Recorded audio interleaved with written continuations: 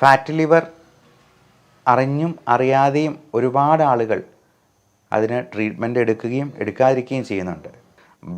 രക്തം പോലെയുള്ള അൺപ്രൊട്ടക്റ്റഡ് സെക്സിലൂടെ വേണമെങ്കിലും പകരാവുന്ന ഹെപ്പറ്റൈറ്റിസ് ആണ് ബിയും സിയും ഒക്കെ. അപ്പോൾ അതിൻ്റെ ആൻറ്റിജൻ ടെസ്റ്റും കൂടി നമ്മൾ ഇതിൻ്റെ കൂടൊപ്പം ചെയ്യുന്നത് നന്നായിരിക്കും. അതുപോലെ ഷുഗർ കുറയാനായിട്ട് ഇരുമ്പൻ പുളി കഴിക്കുക, അതുപോലെ പല സസ്യങ്ങളും നമ്മൾ കുഴപ്പമില്ല എന്ന് വിചാരിച്ച് കഴിക്കുന്ന പല സാധനങ്ങളും ചിലപ്പോൾ നമുക്ക് അപകടങ്ങൾ ഉണ്ടായേക്കാം. നമുക്ക് രാത്രിയിലത്തെ അത്താഴം മാറ്റിയിട്ട് ABC ജ്യൂസ് മാത്രമായിട്ട് 1-2 ഗ്ലാസ് കുടിക്കാവുന്നതാണ്. അങ്ങനെ ഒരാഴ്ച കുടിച്ചിട്ട് നമ്മൾ BP നോക്കിയാൽ തന്നെ BP അത്രയും കുറഞ്ഞിരിക്കുന്ന കരൾ രോഗം ഒരു നിശബ്ദ കൊലയാളിയാണ്. നമുക്കിവിടെ ഈയിടെയായി കുറേ സെലിബ്രിറ്റീസിൻ്റെ ജീവൻ കരൾ രോഗം മൂലം നഷ്ടപ്പെടുകയുണ്ടായി.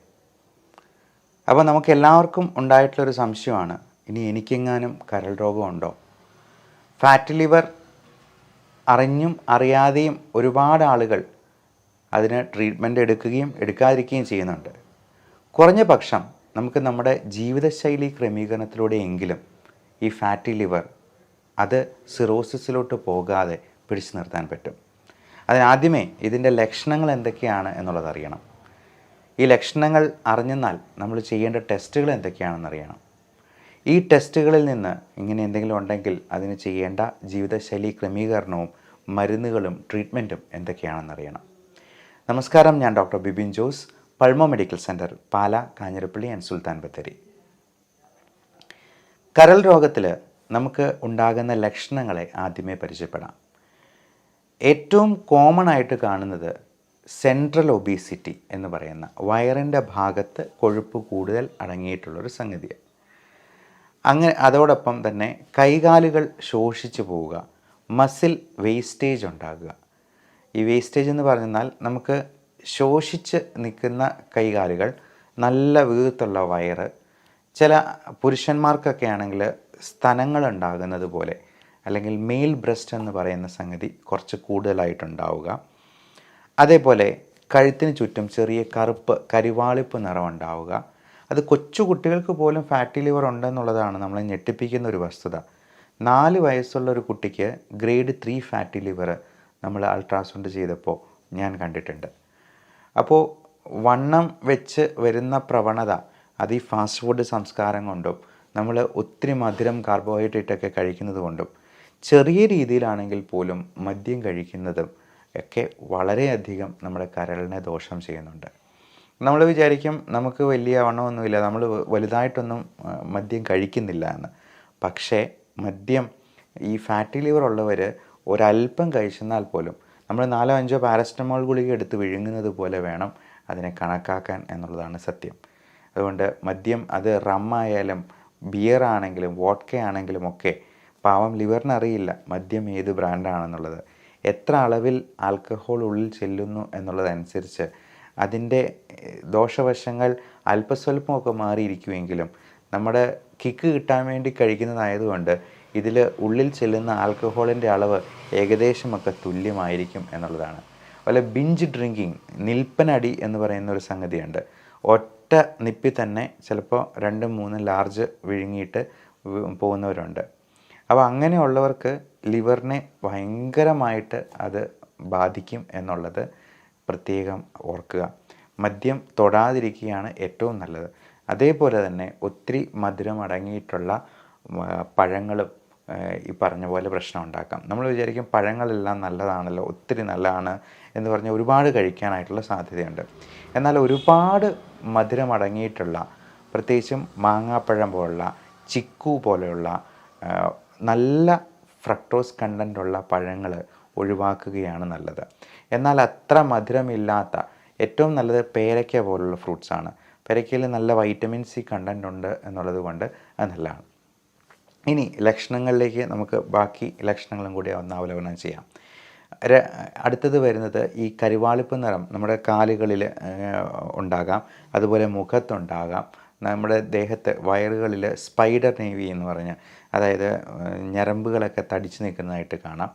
ഇനി വയറ്റിൽ നിന്ന് പോകുമ്പോൾ ചിലപ്പോൾ കോൺസ്റ്റിപ്പേഷനും ഗ്യാസ്ട്രൈറ്റിസും പ്രശ്നങ്ങളുമൊക്കെ ഈ കൂട്ടർക്കുണ്ടാകാൻ സാധ്യത കൂടുതലാണ്. ഫാറ്റി ലിവറിൻ്റെ ഭാഗമായിട്ട് ഈ എപ്പോഴും ഓക്കാനം വരിക, ഛർദ്ദിക്കാൻ തോന്നുക, ഛർദി ഉണ്ടാവുക, പിന്നെ വിളർച്ച ഉണ്ടാവുക, അമിതമായ ക്ഷീണമുണ്ടാവുക, ഒരുപാട് ദാഹം ഉണ്ടാകും, പക്ഷേ വെള്ളം കുടിച്ചെന്നാൽ പോലും ഛർദ്ദിക്കുന്ന ഒരവസ്ഥ ഉണ്ടാവുക. അപ്പോൾ ഇതൊക്കെ ബിലിറൂബിൻ കണ്ടൻറ്റ് കൂടുതലാവുമ്പോഴത്തേക്കും കാണുന്ന ലക്ഷണങ്ങളാണ്. അപ്പോൾ ഇങ്ങനെയുള്ള എന്തെങ്കിലും ലക്ഷണങ്ങളുണ്ടെങ്കിൽ നമ്മളൊരു ബ്ലഡ് ടെസ്റ്റ് ചെയ്യുക, ലിവർ ഫങ്ഷൻ ടെസ്റ്റ് ചെയ്യുക. അതിൽ തന്നെ ലിവർ എൻസൈംസ് ആയിട്ടുള്ള SGOT, SGPT. ഇപ്പോൾ ഫാറ്റി ലിവറിലൊക്കെ SGPT മാത്രമായിട്ട് 3 ടൈംസ് എലവേറ്റഡ് ആയിട്ട് കാണാറുണ്ട്. അതായത് ഒരു 100ന് മുകളിലൊക്കെ SGPT കൂടുതലുണ്ടെങ്കിൽ ഫാറ്റി ലിവർ നമ്മൾ ന്യായമായും സംശയിക്കണം. അതോടൊപ്പം വൈറൽ ഹെപ്പറ്റൈറ്റിസ് എന്ന് പറയുന്നത് വളരെ കോമൺ ആയിട്ട് നമ്മുടെ നാട്ടിൽ കാണുന്നുണ്ട്. പ്രത്യേകിച്ചും ജലത്തിലൂടെ പകരുന്ന ഹെപ്പറ്റൈറ്റിസ് A. അതേസമയം ഹെപ്പറ്റൈറ്റിസ് ബിയും സിയും ഒക്കെ ബോഡി സെക്രീഷൻസിലൂടെ പകരുന്നതാണ്. അതായത് ബ്ലഡ്, രക്തം പോലെയുള്ള അൺപ്രൊട്ടക്റ്റഡ് സെക്സിലൂടെ വേണമെങ്കിലും പകരാവുന്ന ഹെപ്പറ്റൈറ്റിസ് ആണ് ബിയും സിയും ഒക്കെ. അപ്പോൾ അതിൻ്റെ ആൻറ്റിജൻ ടെസ്റ്റും കൂടി നമ്മൾ ഇതിൻ്റെ കൂടൊപ്പം ചെയ്യുന്നത് നന്നായിരിക്കും. അതോടൊപ്പം അത്യാവശ്യമായിട്ട് ചെയ്യേണ്ട ഒന്നാണ് അൾട്രാസൗണ്ട് അബ്ഡമൻ. ഈ USG സ്കാനിൽ ഫാറ്റി ലിവറിൻ്റെ ഗ്രേഡിങ് നമുക്ക് ഏകദേശം മനസ്സിലാക്കാൻ പറ്റും. അപ്പോൾ ഗ്രേഡ് 1, 2, 3 അതിൻ്റെ അടുത്ത സ്റ്റേജാണ് ലിവർ സിറോസിസ് എന്ന് പറയുന്നത്. ഈ സിറോസിസും പിന്നീട് കൂടുതലായിട്ട് പ്രോഗ്രസ് ചെയ്ത് കഴിയുമ്പോഴത്തേക്കും അത് ഒരു ക്യാൻസർ രൂപത്തിലേക്ക് മാറുകയാണ്. HCC എന്ന് പറയുന്ന ഹെപ്പാറ്റോ സെല്ലുലാർ കാർസിനോമ എന്ന അവസ്ഥയിലേക്ക്. ഈ ഫാറ്റി ലിവറിൽ സംഭവിക്കുന്നത് നമ്മുടെ ലിവറിൻ്റെ കോശങ്ങളെല്ലാം ഉണങ്ങി അത് ചുരുങ്ങിപ്പോവുകയാണ്. ഇപ്പോൾ ഒരു തേങ്ങ ഉണങ്ങിപ്പോകുന്നത് പോലെ, നല്ല ഹെൽത്തി ആയിട്ടുള്ള തേങ്ങ ഉണങ്ങിപ്പോകുമ്പോൾ എന്താ സംഭവിക്കുക? അത് ചുരുങ്ങി അങ്ങ് പോകും. ഇതേപോലെ അതിൻ്റെ ജലാംശമൊക്കെ നഷ്ടപ്പെട്ട് ഒരു ഫൈബ്രസ് സ്കാറിങ് എന്നുള്ളൊരു സ്റ്റേജിലോട്ട് പോകുന്നതിനെയാണ് ലിവർ സിറോസിസ് കൊണ്ട് ഉദ്ദേശിക്കുന്നത്. ഇതുപോലെ തന്നെ ശ്വാസകോശത്തിനും ലങ് ഫൈബ്രോസിസ് ഉണ്ടാകാറുണ്ട്. അത് പലതരത്തിലുള്ള ഇൻഫെക്റ്റീവ് ഇൻസൾട്ട്സ്, കോവിഡ് പോലുള്ള ഇൻഫെക്ഷൻസ്, TBയോ ന്യൂമോണിയോ ഒക്കെ ഉണ്ടാകുന്നതുകൊണ്ട് ശ്വാസകോശവും ചുരുങ്ങിപ്പോകാറുണ്ട്.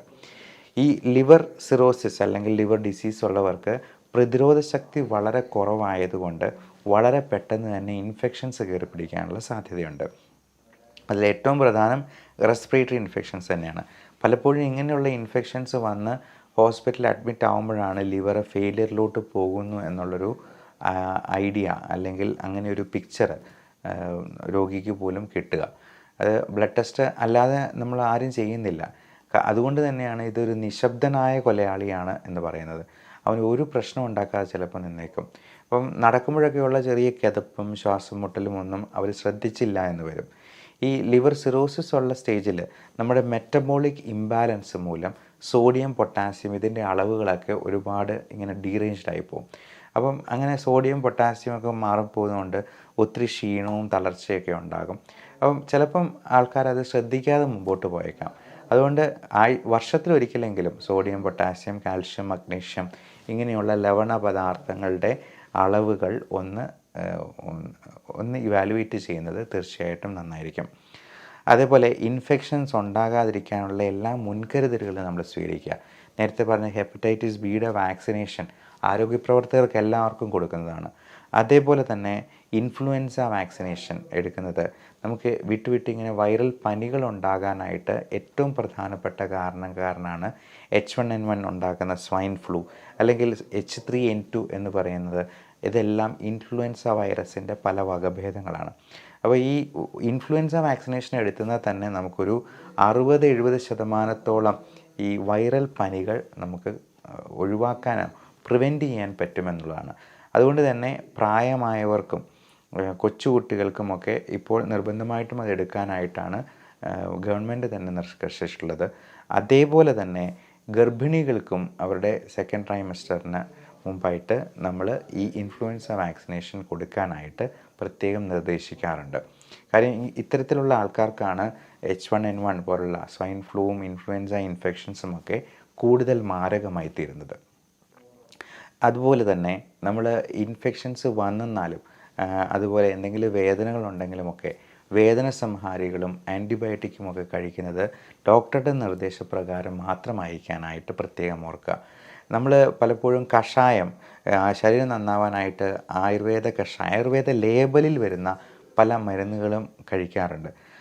ഒരു ഡോക്ടറുടെ നിർദ്ദേശപ്രകാരമല്ലാതെ കഴിവതും മരുന്നുകൾ ഉപയോഗിക്കാതിരിക്കുക.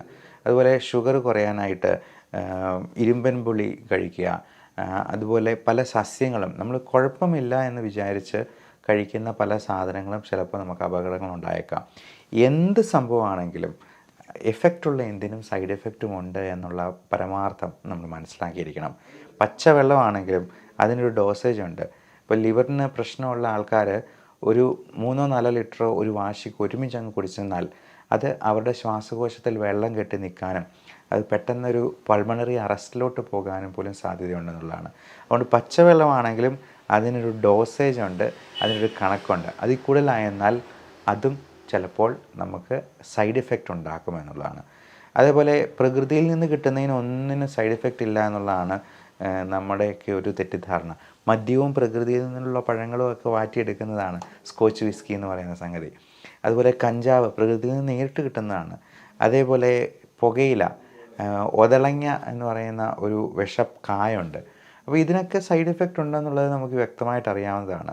എന്നാലും നമുക്ക് ആയുർവേദ ലേബലിൽ കിട്ടുന്നത് എന്തും വളരെ കുഴപ്പമില്ലാതെ ഉപയോഗിക്കാമെന്നൊരു തെറ്റിദ്ധാരണ നമുക്കുണ്ട്. ആയുർവേദം നല്ലതാണ്. നല്ല ജീവിത ശൈലി പിന്തുടരാനായിട്ട് നമ്മുടെ പ്രകൃതി ജീവനവും ആയുർവേദവും ഒക്കെ അതിന് നമ്മുടെ യോഗിചര്യന്മാരുടെ അവരുടെ അറിവും കാര്യങ്ങളും ഒക്കെ ഇതിനകത്ത് അടങ്ങിയിട്ടുണ്ട്. പക്ഷേ ഒരസുഖമുണ്ടാകുമ്പോൾ ഡോക്ടറുടെ നിർദ്ദേശപ്രകാരം അല്ലാണ്ട് നമ്മൾ നാട്ടുവൈദ്യന് നമുക്ക് പരിചയമുള്ള ആരെങ്കിലും പറഞ്ഞു എന്ന് കരുതി ഷുഗറിന് ഉള്ള കഷായങ്ങളോ അല്ലെങ്കിൽ എന്തെങ്കിലും തിളപ്പിച്ച വെള്ളമോ ഒക്കെ കഴിക്കുന്നത് ചിലപ്പോൾ അപകടം ക്ഷണിച്ചു വരുത്തിയേക്കും എന്നുള്ള കാര്യം പ്രത്യേകം ഓർക്കുക. ഇനി ഫാറ്റി ലിവർ ഉള്ളവർ ചെയ്യേണ്ട പ്രത്യേക കാര്യങ്ങൾ: ഏറ്റവും പ്രധാനം മധുരം, ബേക്കറി, മൈദ തുടങ്ങിയ സംഗതികൾ പരമാവധി ഒഴിവാക്കുക എന്നുള്ളതാണ്. അരിയാഹാരങ്ങളും ഇപ്പോൾ കഴിക്കുന്നതിൻ്റെ പകുതിയെങ്കിലും ആക്കുക. നമ്മൾ പ്ലേറ്റ് മെത്തേഡ് എന്ന് പറയും. അത് ഒരു ചെറിയ പ്ലേറ്റ് എടുക്കുക. നമ്മൾ വലിയ പ്ലേറ്റ് എടുക്കുമ്പോൾ അതിനകത്ത് നിറച്ച് കൂന കൂട്ടി ചോറുണ്ണാൻ നമുക്കൊരു ടെൻഡൻസി കൂടും. ചെറിയ പ്ലേറ്റിൽ അതിൽ 1/4 കാർബോഹൈഡ്രേറ്റ് അരിയാഹാരങ്ങൾ, അത് നല്ല തവിടോടുകൂടിയുള്ള പാലക്കാടൻ മട്ട പോലുള്ള അരി ഉപയോഗിക്കുക. ഒരു 1/4 4/1 ഭാഗം നമ്മൾ പ്രോട്ടീന് വേണ്ടി ഉപയോഗിക്കുക. അത് എഗ് വൈറ്റ്, മുട്ടയുടെ വെള്ള നല്ല പ്രോട്ടീനാണ്. കാഷ്യൂനട്ട്, ബദാം, ചിയ സീഡ്സ്, ചണവിത്ത് തുടങ്ങിയ സംഗതികളൊക്കെ നല്ല പ്രോട്ടീൻ റിസോഴ്സാണ്. അതേപോലെ തന്നെ നമുക്ക് അത്യാവശ്യം വേണ്ട സംഗതികളാണ് ഇറച്ചി മീനുമൊക്കെ കറി വെച്ചതും നമുക്ക് ഉപയോഗിക്കാം. ചിക്കൻ കറി വെച്ചത് അല്ലെങ്കിൽ ചെറുമീനുകളായ അയല, മത്തി തുടങ്ങിയവ കറി വെച്ച് ഉപയോഗിക്കുന്നത് ഒമേഗ 3 കിട്ടാനായിട്ട് നമുക്ക് സഹായിക്കും. EPA, DHA എന്ന 2 തരത്തിലുള്ള ഒമേഗ 3 ഫാറ്റി ആസിഡ്സ് ഉണ്ട്. ഇത് നമ്മൾ 1 ഗ്രാം വീതം ഡെയിലി സപ്ലിമെൻറ്റ് ചെയ്യുന്നത് നമുക്ക് ഫാറ്റി ലിവർ കുറയ്ക്കാനായിട്ട് വളരെയധികം സഹായിക്കുന്നതാണ്. അതേപോലെ അത്യാവശ്യം വേണ്ടൊരു സപ്ലിമെൻ്റാണ് വൈറ്റമിൻ ഇ എന്ന് പറയുന്നത്. അത് 400 മില്ലിഗ്രാമിൻ്റെ 2 ഗുളിക വരെ നമുക്കൊരു ദിവസം കഴിക്കാവുന്നതാണ്. അതോടൊപ്പം വൈറ്റമിൻ D3 ഡെഫിഷ്യൻസി ഉണ്ടെങ്കിൽ വൈറ്റമിൻ D3യും കൂടി സപ്ലിമെൻറ്റ് ചെയ്യണം. വെയിറ്റ് കുറയ്ക്കാനായിട്ടുള്ള എല്ലാ മാർഗ്ഗങ്ങളും സ്വീകരിക്കുക. നമുക്ക് ഇരുന്നു കൊണ്ട് ചെയ്യാവുന്ന സോളിയസ് മസിൽ പുഷപ്പ് എന്ന് പറയുന്ന എക്സസൈസുകൾ പോലും ഉണ്ട്. നമ്മുടെ കാൽപാദങ്ങളിലൂന്നി നമ്മുടെ വിരലുകളിലൂന്നി പതുക്കെ കാല് പൊക്കുകയും താഴ്ത്തുകയും ചെയ്യുന്നതാണ്. നമ്മൾ നിന്നുകൊണ്ട് തന്നെ ഒരു 50 പ്രാവശ്യം അത് ചെയ്ത് നോക്കിയേ, ഒരു 30 കഴിയുമ്പോഴത്തേക്കും തന്നെ നമ്മുടെ കാല് നല്ല ടൈറ്റാകുമെന്ന് നമുക്കറിയാം. അതുവഴി തന്നെ 50 mg/dL ബ്ലഡ് ഗ്ലൂക്കോസ് നമുക്ക് കുറയ്ക്കാമെന്നുള്ളതാണ് പഠനങ്ങൾ കാണിക്കുന്നത്. അപ്പോൾ മനസ്സ് വെച്ചെന്നാൽ നമുക്ക് ഏത് രീതിയിൽ വേണമെങ്കിലും എക്സസൈസ് ചെയ്യാം. അങ്ങനെ നമ്മുടെ ഊർജ്ജം പരമാവധി ഇരിച്ചു കളയുക. നല്ല രീതിയിൽ ബോഡി മാസ് ഇൻഡെക്സ് നമ്മൾ നോർമലായിട്ട് കീപ്പ് ചെയ്യാനായിട്ട് ശ്രദ്ധിക്കുക. അതോടൊപ്പം ധാരാളം പച്ചക്കറികളും അധികം മധുരമില്ലാത്ത പഴങ്ങളും നമ്മൾ ഉപയോഗിക്കാനായിട്ട് ശ്രദ്ധിക്കുക. മധുരമില്ലാത്തതെന്ന് പ്രത്യേകം എടുത്ത് പറയുന്നത് ഫ്രക്ടോസ് കൂടുതലുണ്ടെന്നുണ്ടെങ്കിൽ അത് ഒരുപാട് കഴിക്കുന്നു. പ്രത്യേകിച്ചും നമ്മൾ ജ്യൂസ് അടിച്ചൊക്കെ കുടിക്കുമ്പോൾ അതിൻ്റെ ഫൈബർ കണ്ടൻറ്റ് അരഞ്ഞു പോകുന്നതുകൊണ്ട് നമുക്ക് അതിൽ നിന്നുള്ള നല്ല ഗുണങ്ങൾ കിട്ടാതെ പോകുമെന്നുള്ളത് ഓർക്കുക. പഞ്ചസാര ഇട്ടുള്ള ജ്യൂസ് കുടി എന്ന് പറയുന്നത് ഗുണത്തെക്കാളേറെ ദോഷം ക്ഷണിച്ചു വരുത്തുന്ന ഒന്നാണ് എന്നുള്ളതും പ്രത്യേകം ഓർക്കുക. ഡയബറ്റീസ്, ഹൈപ്പർ ടെൻഷൻ, കൊളസ്ട്രോൾ പോലുള്ള മെറ്റബോളിക് അസുഖങ്ങൾ ഇതിൻ്റെ കൂടെ ഉള്ളവ അത് കൃത്യമായിട്ട് കൺട്രോളിലാണ് എന്ന് ഉറപ്പ് വരുത്തുക. ഇപ്പോൾ ലിവറിന് ഒരു പ്രശ്നവും ഉണ്ടാക്കാത്ത രീതിയിലുള്ള ഡയബറ്റീസ് മെഡിക്കേഷൻസ് ഉണ്ട്. മെറ്റ്ഫോമിൻ നമുക്ക് വെയിറ്റ് കുറയാനും കൂടി സഹായിക്കുന്നതാണ്. ഫാറ്റി ലിവറും കുറയ്ക്കും. പയോഗ്ലിറ്റസോൺ പോലുള്ള മരുന്നുകളും ഫാറ്റി ലിവർ കുറയ്ക്കാൻ നല്ലതാണ്. സറോഗ്ലിറ്റസോർ പോലുള്ള മരുന്നുകൾ ഡയബറ്റീസിന് കൊടുക്കുന്നതാണെങ്കിലും പലപ്പോഴും ലിവറിന് വേണ്ടിയും ഇത് കൊടുക്കാറുണ്ട്. അതുപോലെ ഗ്ലൂട്ടാത്തയോൺ എന്ന് പറയുന്നത് നമുക്ക് മുഖം വെളുക്കാനും കൂടി സഹായിക്കുന്ന ഒന്നാണ്. ഗ്ലൂട്ടാത്തയോണിൻ്റെയൊക്കെ പൗഡറായിട്ട് സാഷെ ഫോമിൽ നമുക്കത് കിട്ടും. ഈ സാഷെ നമുക്ക് വെള്ളത്തിൽ അരിയിച്ച്, അത് പല ഫ്ലേവറുകളുണ്ട്, സ്ട്രോബെറി ഫ്ലേവറിലൊക്കെ ഉള്ള. ഞാൻ കൊളാജനും ഗ്ലൂട്ടാത്തയോൺ സാഷെ എല്ലാ ദിവസവും ഒരു ഗ്ലാസ് കുടിക്കാനായിട്ട് ശ്രദ്ധിക്കാറുണ്ട്. അത് നമുക്ക് മുഖത്തിനും നല്ല കാന്തിയും നിറവും തരുമെന്ന് മാത്രമല്ല, വെയിറ്റ് കുറയ്ക്കാനായിട്ട്, ഫാറ്റി ലിവർ കുറയ്ക്കാനായിട്ട് ഹെൽപ്ഫുള്ളാണ് എന്നുള്ളതാണ് അതിൽ ഏറ്റവും ശ്രദ്ധിക്കാനുള്ളത്. അതുപോലെ vitamin C, B complex, zinc, copper, magnesium, selenium തുടങ്ങിയ മിനറൽസും നമ്മൾ ഇതിനോടൊപ്പം തന്നെ സപ്ലിമെൻറ്റ് ചെയ്യണം. ലൈക്കോപ്പീൻ അടങ്ങിയിട്ടുള്ള ബ്രൈറ്റ് റെഡ് കളേർഡ് ഫ്രൂട്ട്സ്, അത് ടൊമാറ്റോ, ആപ്പിൾ, പോംഗ്രനേറ്റ് തുടങ്ങിയ നല്ല കളറുള്ള ക്യാരറ്റ്, ഇതും ABC ജ്യൂസ് എന്ന് പറയുന്നുണ്ട്. ആപ്പിൾ, ബീട്രൂട്ട്, ക്യാരറ്റ് നമുക്ക് രാത്രിയിലത്തെ അത്താഴം മാറ്റിയിട്ട് ABC ജ്യൂസ് മാത്രമായിട്ട് 1-2 ഗ്ലാസ് കുടിക്കാവുന്നതാണ്. അങ്ങനെ ഒരാഴ്ച കുടിച്ചിട്ട് നമ്മൾ BP നോക്കിയാൽ തന്നെ BP അത്രയും കുറഞ്ഞിരിക്കുന്നത് കാണാം. മാത്രമല്ല ഫാറ്റി ലിവറൊക്കെ കുറയ്ക്കാൻ ഏറ്റവും അത്യുത്തമമായിട്ടുള്ള ഒന്നാണ് ABC ജ്യൂസ്. ഞാൻ അതും ഡെയിലി 1 ഗ്ലാസ് എങ്കിലും കുടിക്കാനായിട്ട് ശ്രദ്ധിക്കാറുണ്ട്. അതുപോലെ ആൻറ്റി ഇൻഫ്ലമേറ്ററി പ്രോപ്പർട്ടീസ് ഒരുപാടുള്ള ഒരു സംഗതിയാണ് കുർക്കുമിൻ, മഞ്ഞൾ. അത് കുർക്കുമിൻ കോഫി ആയിട്ട് ഇപ്പോൾ കിട്ടും, കുർഫി എന്ന ചുരുക്കപ്പേരിൽ. അതും ഡെയിലി 2 കപ്പ്. നമ്മൾ സാധാരണ കാപ്പി കുടിക്കുന്നതിനേക്കാൾ നല്ലതാണ് കുർഫി ആയിട്ട് കുടിക്കുന്നത്.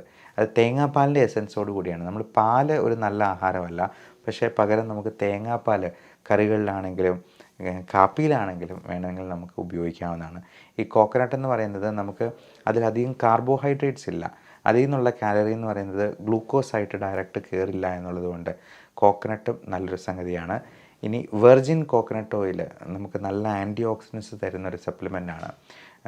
അതുപോലെ നമ്മുടെ മുൻപിൽ വെച്ച് തന്നെ ഉണ്ടാക്കുന്ന വെളിച്ചെണ്ണ ഉപയോഗിക്കുന്നതാണ് ഏറ്റവും നല്ലത്. നമ്മൾ വിപണിയിൽ നിന്ന് വാങ്ങുന്ന സൺഫ്ലവർ ഓയിലൊന്നും അതിനകത്ത് സൺഫ്ലവറുമായിട്ട് യാതൊരു പുലബന്ധം പോലും ഇല്ല എന്നുള്ളതായിരിക്കും ചിലപ്പോൾ സത്യം. അപ്പോൾ ഇതിൻ്റെ കാര്യങ്ങൾ, ഇത് ഉണ്ടാക്കുന്ന കാര്യങ്ങൾ കൂടി നമുക്ക് ശ്രദ്ധിക്കാൻ പറ്റിയെന്നാൽ ആ എണ്ണയാണ് നമുക്ക് ഏറ്റവും നല്ലത്. അതുപോലെ ഒലിവ് ഓയിലാണെങ്കിലും ഹെൽത്തി ആയിട്ടുള്ളൊരു ഓയിലാണ്. ഇതിൻ്റെയൊക്കെ പ്യൂരിറ്റി നമ്മൾ ഉറപ്പ് വരുത്തേണ്ടതുണ്ട്. അപ്പോൾ എല്ലാവരും അവരവരുടെ ലിവറിൻ്റെ ആരോഗ്യത്തെപ്പറ്റി കൂടി ബോധവാന്മാരാകുക. ഈ fatty liver, diabetes, hyper tension, cholesterol അതിൻ്റെ കൂടെ വരുന്ന ഒരു പാക്കേജ് പോലെയാണ് ഹാർട്ട് അറ്റാക്ക്, സ്ട്രോക്ക്, മറ്റ് കാർഡിയോ പൾമണറി അറസ്റ്റ് ഒക്കെ വരുന്നത്. അപ്പോൾ എന്തെങ്കിലും ഒരു ഇൻഫെക്ഷൻസ് വരുമ്പോൾ മാത്രമായിരിക്കും നമ്മൾ ഞെട്ടലോടെ തിരിച്ചറിയുക നമ്മുടെ ആന്തരിക അവയവങ്ങൾ പലതും വർക്കിംഗ് കണ്ടീഷനിലായിരുന്നില്ല എന്നുള്ളത്. അങ്ങനെ ഒരു സ്ഥിതി വരാതിരിക്കട്ടെ. എല്ലാവർക്കും നല്ല ആയുസ്സും ആരോഗ്യവും ഉണ്ടാകട്ടെ എന്ന് പ്രാർത്ഥിച്ചുകൊണ്ട് love and regards, doctor Bibin Jose, Pulmo medical centre, Pala, Kanjirappally and Sultan Bathery.